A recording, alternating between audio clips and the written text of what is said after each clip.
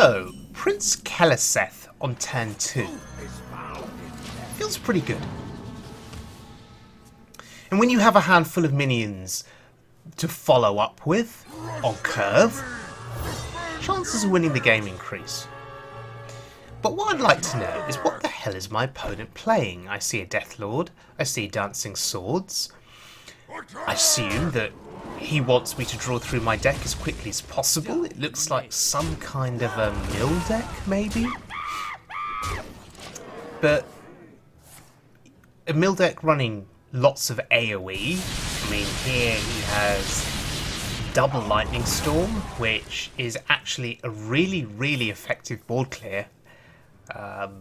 This was his one big opportunity to come back into the game. But I have Countess Ashmore.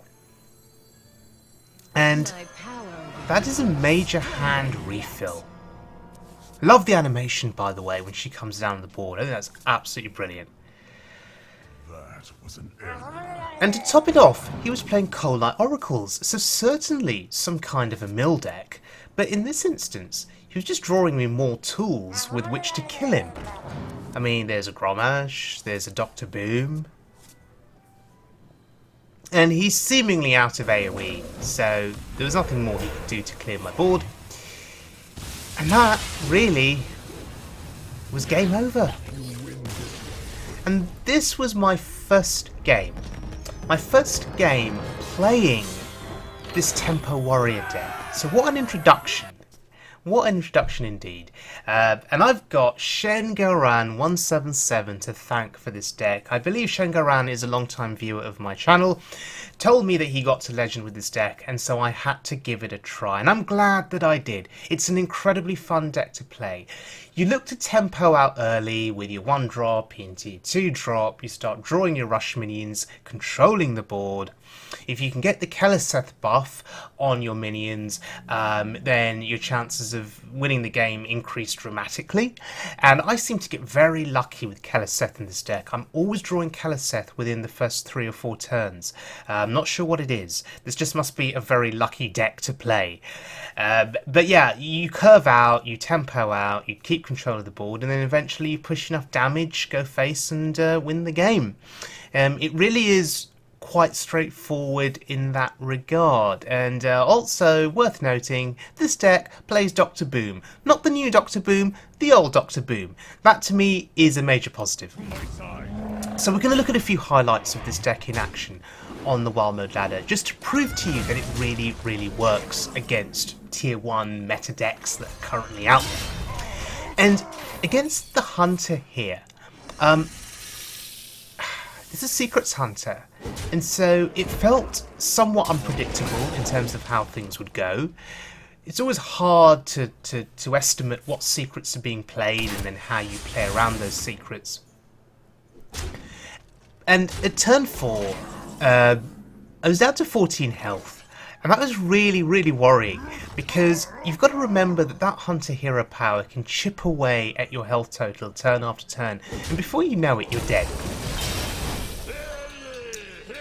So this was my second game, I believe, playing this deck, and I misplayed horribly here. I left the Cloaked Huntress alive, thinking I could get a value trade with the monkey, and the monkey would still survive. What a mistake, because he had Subject 9, and I was almost ready to concede at this point. He's continuing to get the value on those secrets. Look at the difference in our health totals, it's pretty mental. But I guess you can forgive me for making an error like that. I mean, it was only game number 2 with this deck. I still didn't quite know what I was doing. But if in doubt, play Sylvanas. Only good things can happen when you play Sylvanas. I mean, at least the monkey got value in the end, right? It took out 2 minions. That's pretty decent. Let none survive. Engaging TC-130 mental dislocator. So thankfully that was not a freezing trap. And we play the Countess and we start to fill our hand. And the aim is to avoid dying to his hero power over the next few turns.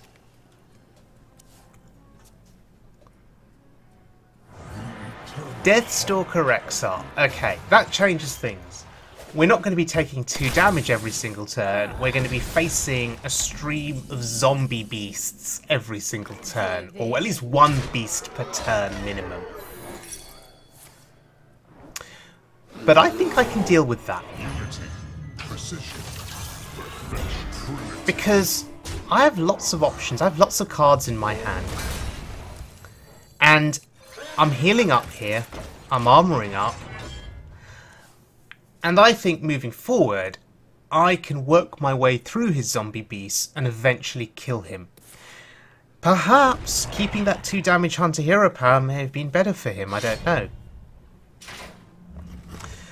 Spellstone is a big deal. That's 12 damage on the board, plus his weapon. So now we're in trouble again.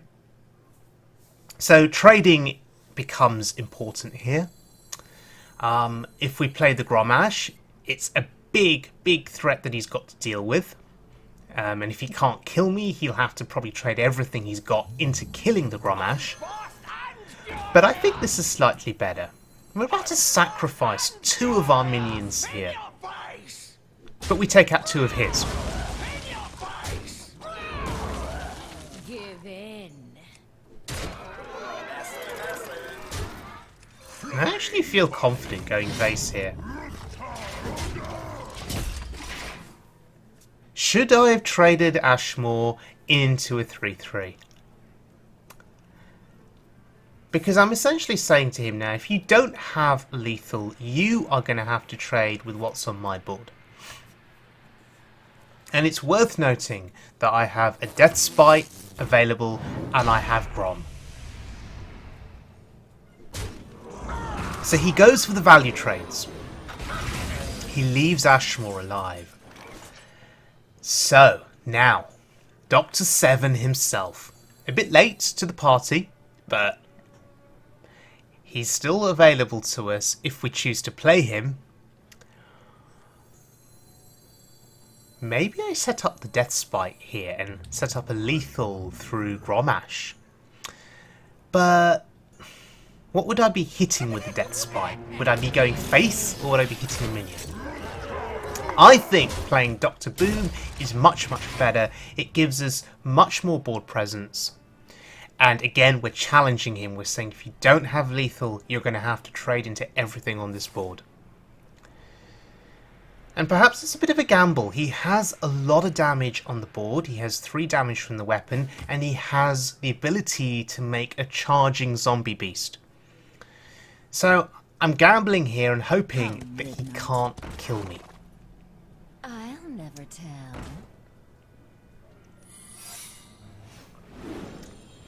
Now that's a really good trade for me. He's throwing that 5 attack minion, he's targeting my face, then going back to Ashmore.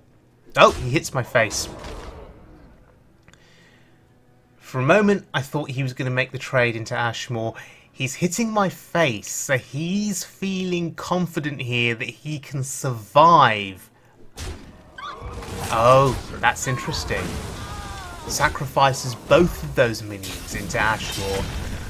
That Boombot was very unfortunate, didn't kill the Secret Keeper. But this is now game over. We proc the freezing trap. Even if there was a bear trap, we'd have the Spellbreaker to silence it and then hammer through with the Deathsbite. And that was a really sweet win against the Hunter. At one point I was thinking of conceding, but I'm happy that I carried on. Okay, next game is against a priest. Now, when you see a priest in wild mode, you know what it is. Well, it's either Dragon Priest or it's Big Priest. And at this rank, it's probably Big Priest. And I can't help but feel that my opening hand feels slightly underpowered against a Big Priest, particularly a Big Priest that gets Barnes on 4 and then multiple resurrection effects after that. Armouring up here feels really, really bad. The fact that we didn't have something we could play on 2 just feels really bad, but it's okay. If he doesn't have Barnes on 4, we really do have a chance of winning, I think.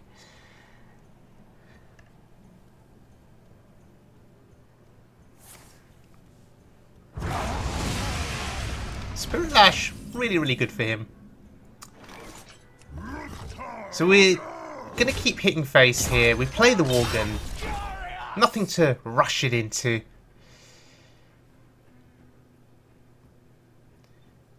But next turn we're probably going to play the first mate. So we get another weapon going. Corcoran's good. We play that instead. That pushes a bit more face damage. I like that. And that's made things feel a little bit better. I was feeling slightly underwhelmed by my start against the Priest, but the Corcoran coming down, it makes things feel a little bit more aggressive. Makes it feel like I'm putting him under a little bit more pressure. Okay, another Worgen.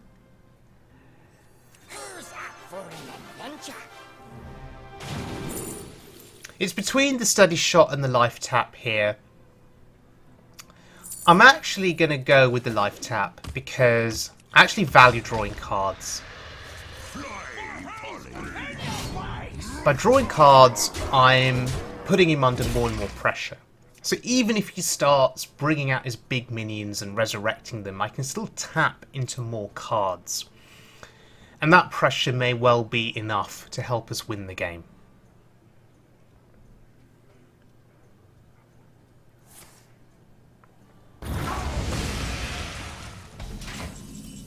That didn't do a huge amount for him. It got rid of a couple of minions, but I don't think it was good enough. And we just keep playing stuff. We have Ashmore for next turn. We have Dr. Boom for next turn. If he has Shadow Essence here, it'd be interesting to see what he gets. Well played.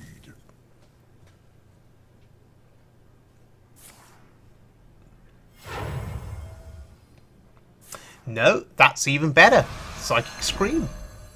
Okay, fair enough. But just play Dr. Boom. Keep that pressure going.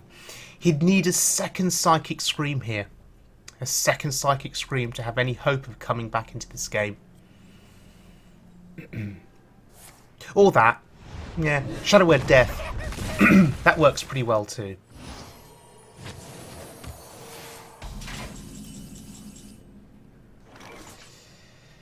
There's Keleseth. I was debating playing Ashmore, but I'm going to play the Keleseth. And playing Ziliax here lets us push a little bit more damage. That feels pretty good. Again, keeping that pressure up.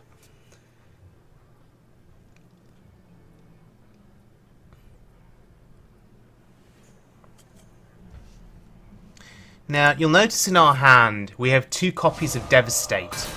So we can use that to plough through a big minion if we need to. Oh, and that is really unfortunate for him. And certainly worthy of an emote.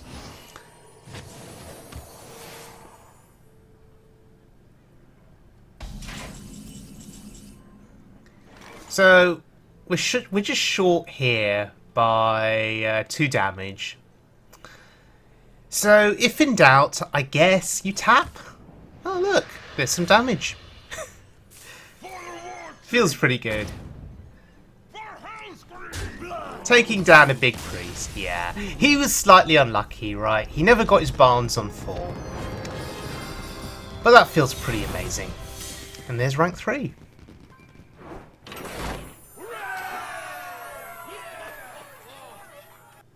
Okay. Next game. And look, it's another priest. So, a lot of big priests at this rank. And you just got to hope and pray that they don't have Barnes on 4. Assessing my opening hand, I guess we can draw a rush minion on turn 1. Always good to have options in your hand.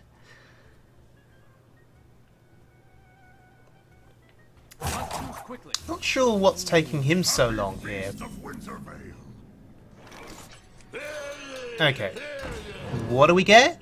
We get Crowley, okay. That's fair enough.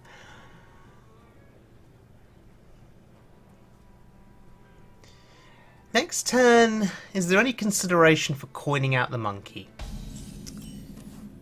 Or do we just play the crier?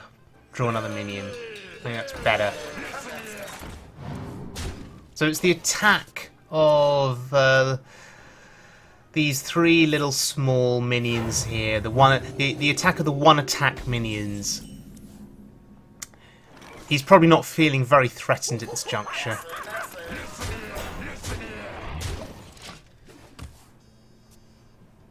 It's all about the pressure though. Just keeping that pressure up. The question is, does he have the Barnes on 4? He does not. This is great news for us. I guess I could play a weapon and just smack the face.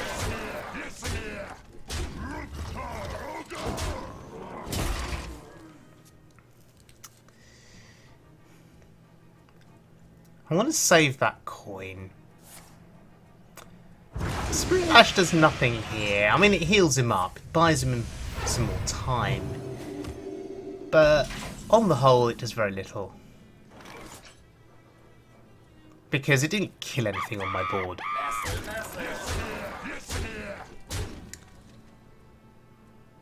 I guess we just play Crowley here. 4/4 body on the board. Fair enough.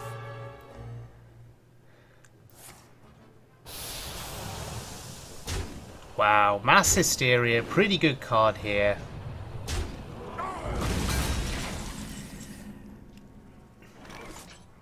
Sylvanas feels like quite an important card in this particular matchup. And so her use is going to have to be timed appropriately, hopefully allowing us to steal something big. Psychic Scream on curve, really, really good for him. Oh look, there's a boom bot. Playing the Countess here to draw. These are all reasonable options. But it feels like the game could be slowly slipping away from us.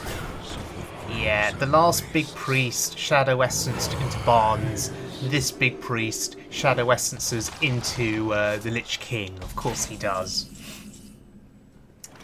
I'm trying to think of a way to steal that easily. I don't think there is. So we just kill it. It's now in his resurrection pool, unfortunately. On a positive note, we're going to be able to push 6 to the face. Give in.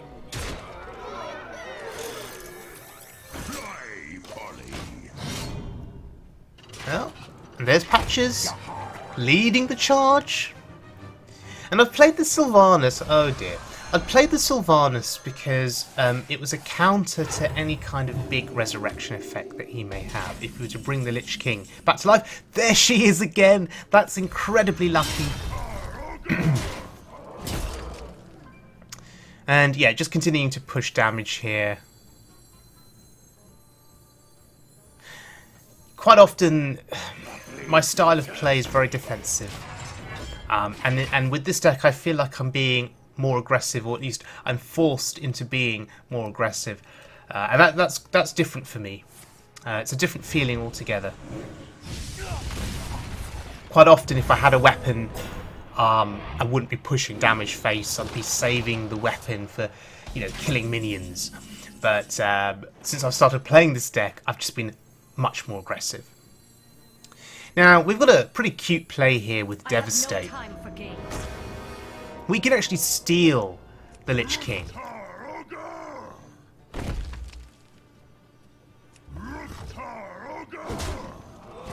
We just have to kill off our own Sylvanas. Now, granted, it is a damaged Lich King. But that's fine. I value having it. Even if I'm just drawing one card from it. I value that.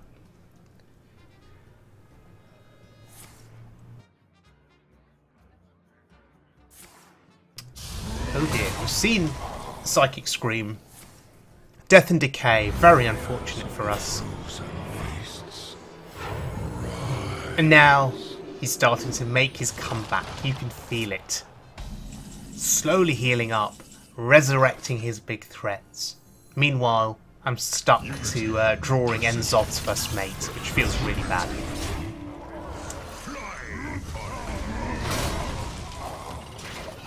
And there's Patches! Again! Feels pretty good. Next turn, we can play both 4-drops. Corcoran will push 4 to the face.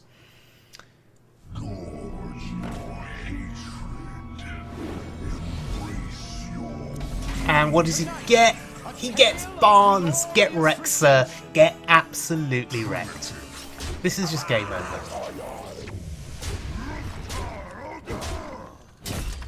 Well played. We can just pretend here to misplay. Kill off the Barnes. Oh, and there's the Corcoran. So another win against Big Priest. Not too bad. Okay. Heading into our next game here. Victory or death. I'm going up against the Shaman. So, still need to try and get the mulligans right with this deck. Devastate is a very interesting card. It can clear big minions, particularly when you go up against classes like even Shaman, which can get out massive threats quite early. Totem Golems, things from below, 4 mana 7/7s. Devastate for 1, if you can injure the minion first, is pretty good. But in this instance, getting the Keleseth is such a big deal. It's such a big deal. And now, I was happy to coin it out because it contests the 0/2 totem. May have messed up my curve a little bit, but I think it's fine.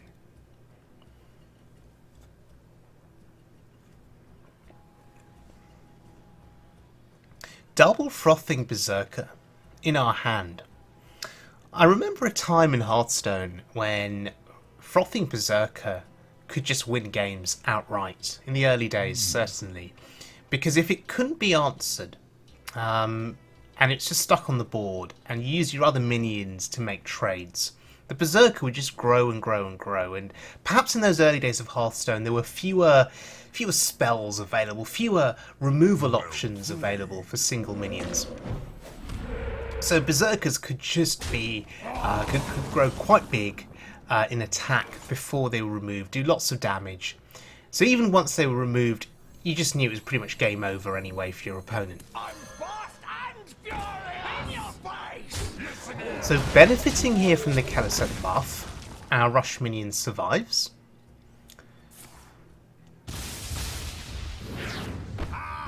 Now that's really good for him. Maelstrom Portal.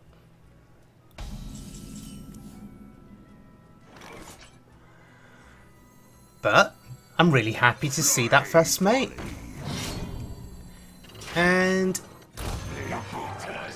there's Patches, but this time it's a buffed Patches. Yep, he's in charge now. And we're really putting this Even Shaman under a lot of pressure here. It's usually the other way around. It's usually the Shaman deck that puts us under pressure. We're really doing a good job here of of making him work hard here. Look, he's even trading. Wow, he's even trading. Rush the enemy! Defend your nation!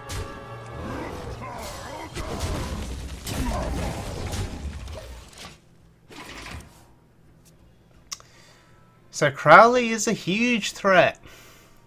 It's a huge, huge threat.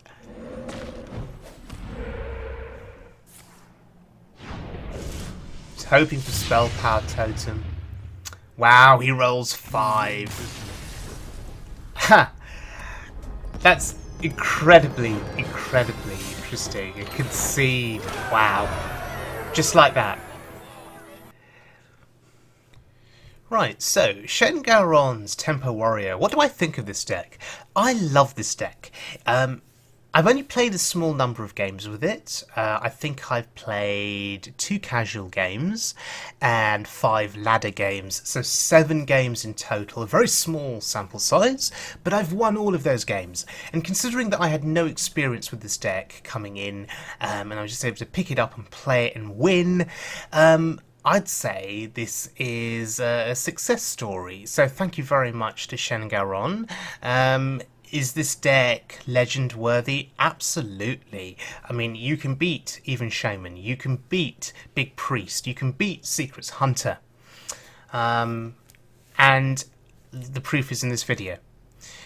So my big thing with wild mode now is variety. I love playing a variety of different decks. If you look back at my channel over the last few days, you'll have seen that I've been playing lots of different decks. And that's my thing now. I don't tend to focus on one deck in particular. I'll play lots of different decks, but I'll only play a small number of games with each deck because I don't have the time to play more. And therefore, some of the plays that you may see from me may be subpar, may not always be correct, but that's just a lack of experience playing these individual decks. But I'd rather have the variety, because to me, variety in Hearthstone is fun. Right? If I'm playing the same deck over and over and over again because I want to try hard for Legend, that's not fun to me. Playing a variety of decks is what makes Hearthstone fun, and I really want to continue showcasing as many different decks as I can for wild mode, just to spread awareness, because I think that's so important, just to keep the game interesting and to keep it fun. If you guys are watching this video as soon as it's been published, then you'll be watching this on Christmas Day. So Merry Christmas to all of you.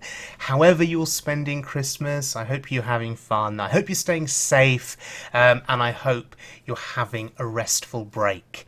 I'll be back very soon with more wild mode content. If you enjoyed the video, please subscribe, give it a like. I'd be very grateful. And yeah, enjoy the rest of the Christmas break, and Happy New Year to you all. Thank you all for your support, and I'll see you all again very soon.